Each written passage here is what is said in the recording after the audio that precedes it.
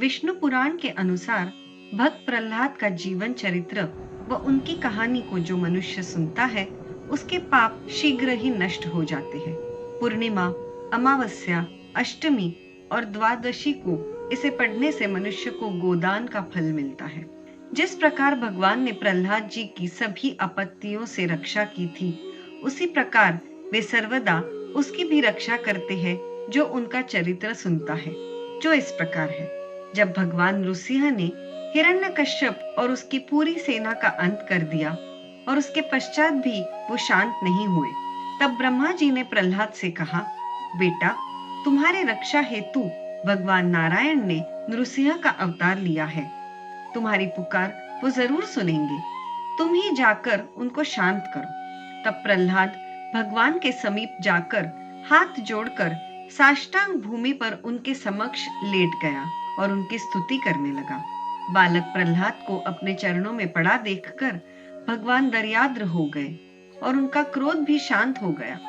तत्पश्चात भगवान ने उसे उठाकर अपने गोद में बिठा लिया और प्रेम पूर्वक बोले, वत्स प्रहलाद, तुम्हारे जैसे एकांत प्रेमी भक्त को यद्यपि किसी वस्तु की अभिलाषा नहीं रहती, पर फिर भी तुम केवल एक मनवंतर तक मेरी प्रसन्नता के लिए इस लोक में दैत्याधिपति के समस्त भोग स्वीकार करो।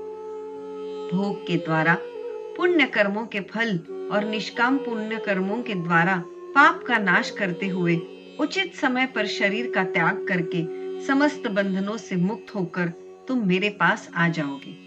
तब देवलोक में भी लोग तुम्हारी विशुद्ध कीर्ति का गान करेंगे।